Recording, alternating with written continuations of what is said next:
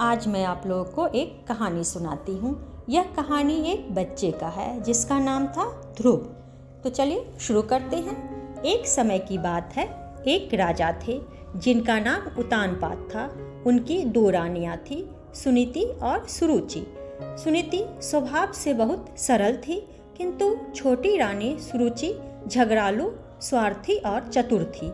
वह बहुत सुंदर थी, इसलिए राजा उससे बहुत प्यार करते थे और उसकी हर बात मानते थे। बड़ी रानी का एक पुत्र था, ध्रुव। सुरुचि का भी एक पुत्र था, उसका नाम उत्तम था।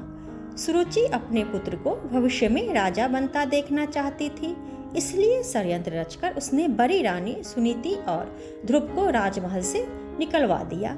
सुनीति अपने पुत्र के साथ राज्य के बाहर जैसे तैसे करके अपना जीवन व्यतीत करने लगी।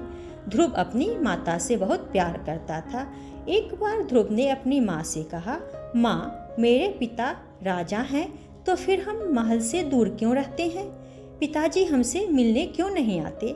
माँ के पास बेटे ध्रुव की बातों का कोई उत्तर नहीं था। एक दिन ध्रुव अपने पिता से मिलने का मन बनाकर महल जा पहुँचा। इस समय वह 5 वर्ष का था।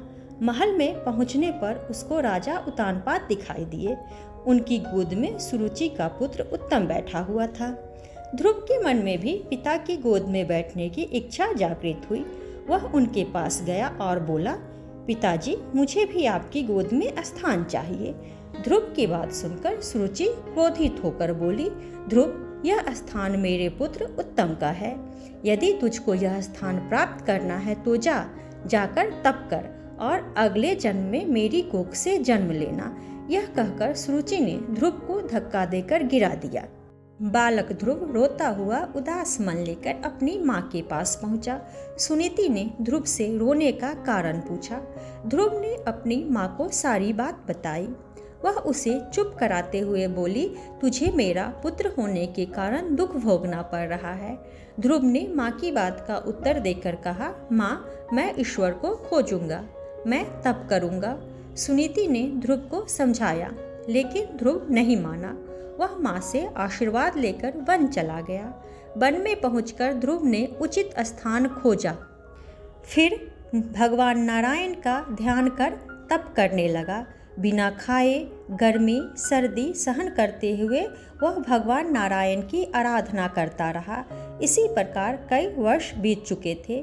ध्रुव की तपस्या से प्रसन्न होकर एक दिन भगवान नारायण प्रकट होकर बोले, ध्रुव, आंखें खोलो, बोलो क्या इच्छा है?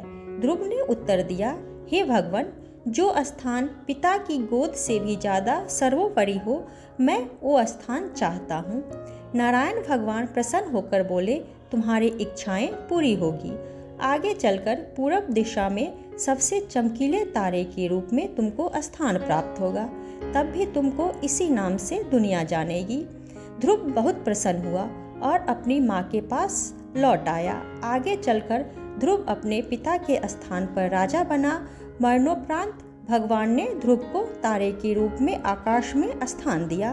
ध्रुव तारा हमें याद दिलाता है कि ईश्वर पर सच्चा विश्वास करने वाले की सभी इच्छाएं पूर्ण होती है। अगर आप लोगों को यह कहानी पसंद आए तो वीडियो को लाइक करें और चैनल को सब्सक्राइब करें।